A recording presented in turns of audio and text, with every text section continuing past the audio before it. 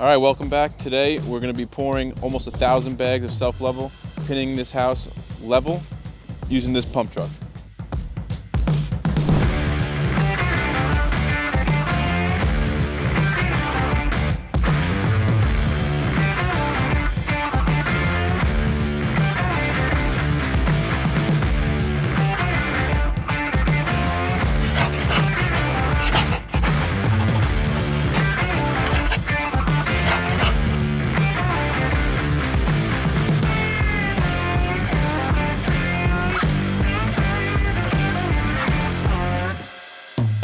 All right, so here we are in the basement. You can see all the radiant tubing down here. We are going to be encapsulating all this tubing. We're actually pouring about an inch over all the tubing. You can see our leveling pins here. So we're gonna be pouring on top of these leveling pins. Everything is gonna be encapsulated. All these pins are set to our benchmark, which is over here. We're staying 5/8 below that black door saddle. And then the ceramic tile is gonna go on top of our self-level, marrying that door saddle perfectly flush and level. So all throughout this basement, we have leveling pins strategically put in a grid pattern so we know where they are and we don't lose them. And then we just have to battle moving this hose without knocking over our pins. The main distribution area. Next one's another zone, goes right down to the main area. Next one's another zone, so everything's in different zones. And then he's got upstairs, then he's got the next floor, so there's a lot. So what are some of the benefits to self-leveling versus mud? It holds the heat better.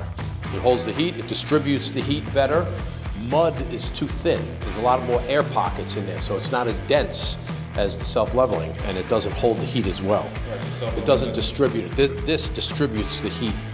Thermo floor actually is a really cool idea. Now no heat is getting wasted going down. Plus, when it's off, it's damp and cold. It ices up it cools down the water that's inside here. So now it takes longer and more work for your heater to heat that pipe back up. If you didn't have the thermal floor. If you didn't have the thermal floor, yeah. No, that's the smartest. The way he's did it is perfect. Really is. First, what's going to come out is just mostly water, and then once the material starts to get mixed up, it's at a good consistency, we'll start putting it down on the floor. So the material that's going to come out of this hose is going to come out like a fire hose.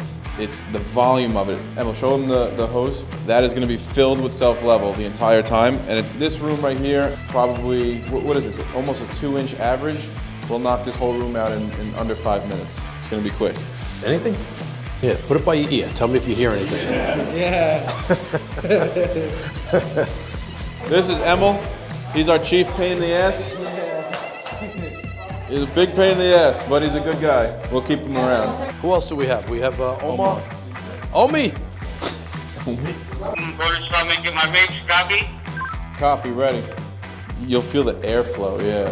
Oh yeah, the air is going to start blowing out of here, and we know it's on its way. What time is it? 10:05. 10 o'clock, so 10 o'clock, all right, so 10. Probably by noon we'll be done. What do you think, 10 minutes? I said 5. 5, 10 minutes at best. Copy. Here it comes, here it comes. Copy, got it. Copy that. You have to give me a minute now. I'm not getting no stand. Copy, give me a minute. Some kind of mixing issue in the truck. It wasn't getting the sand. So the way these trucks work is there's 2 different vats. One side is for sand and the other side is what, Portland, right? Portland gypsum. And the truck has, a computer system in it that automatically calculates how much of each it needs to pull in order to get the perfect mix. And they could tweak it, in the truck if we say it's too much water or we need more water. But right now he was not getting enough or any sand, so he's got to try and see what maybe there's a clog in there, try and break it free, and then we should be good to go.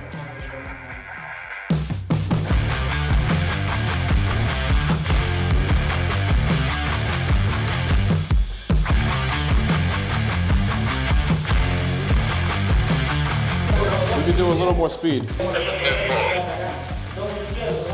So he's gonna crank up the speed a little bit, so the output is gonna actually be more.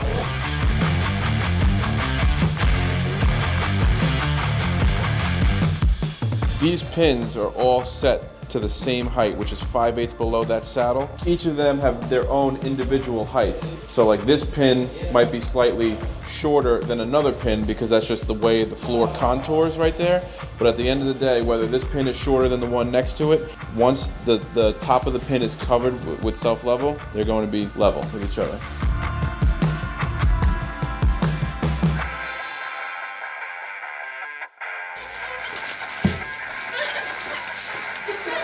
It's fucking heavy.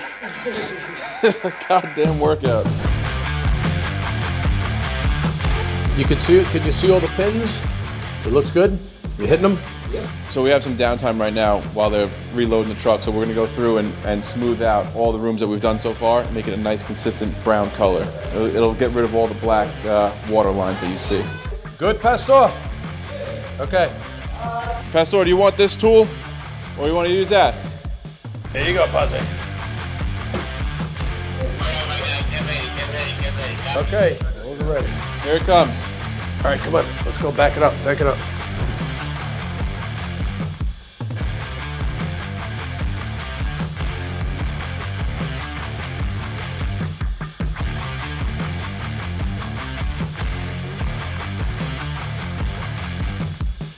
This is the thermostat that reads the temperature of the floor. You want to have it in the center so it gets an equal reading. If it's too close to the pipe, it's not going to get the average reading. It's going to get a much hotter reading closer to the pipe.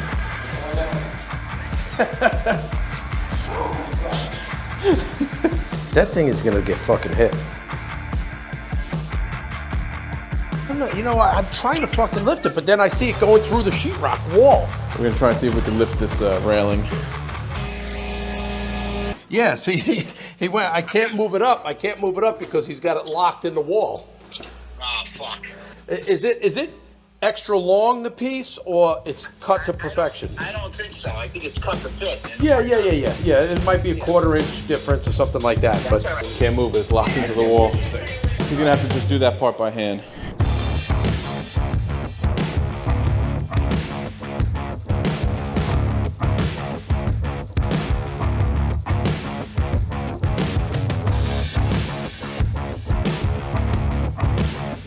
This material is a little bit different than what we're used to. Like what we use is a cementitious self-level. This is a gypsum-based self-level. The properties are a little different and gypsum is a little bit more forgiving.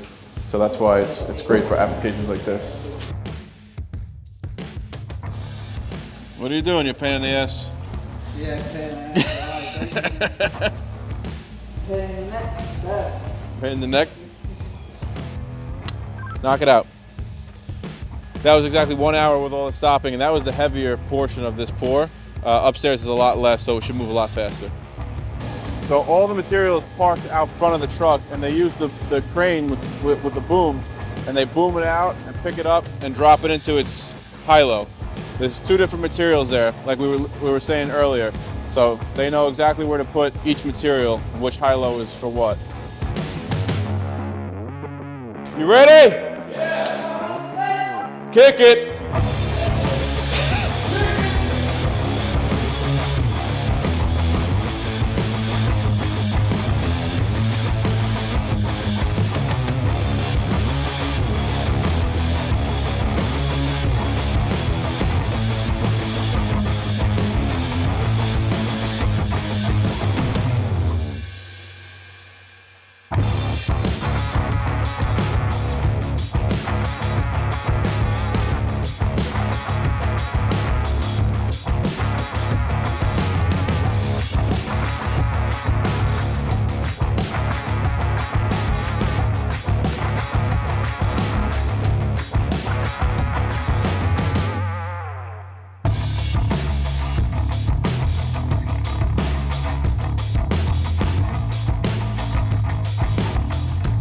So now we have to tie in this left side with the front door.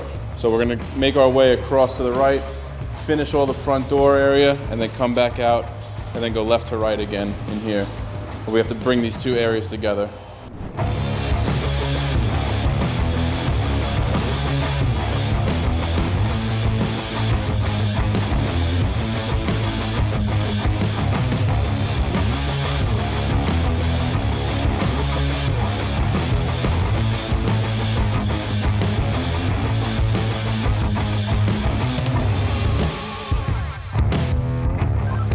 Knock it out. Like, yep. Woo! And this is just dirty water. This truck is able to suck up the extra material. So this is just basically, you can see the clean water is coming out now.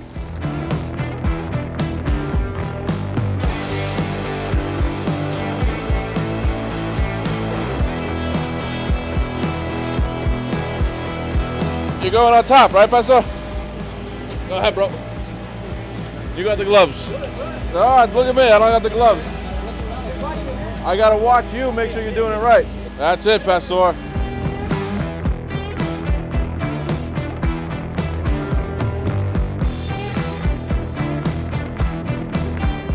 right, so that's it for this fucking ammo. Fuck me up, pain in the ass. I'm trying to end the video here, bro. So that's it for this one. Just finished the upstairs. This one was an 1.25 inch average, or an 1 3/8 average, and it took us about 20-25 minutes. Downstairs was closer to 2 inches on an average, and it took us about 45 minutes. But everything is completely covered. We hit all of our pins, so we know the floor is pretty much dead level, and they're ready for their tile install. So thank you guys. Remember to like, subscribe, and comment down below if you have any questions or anything involving the process here. Let me know, and we'll see you on the next one.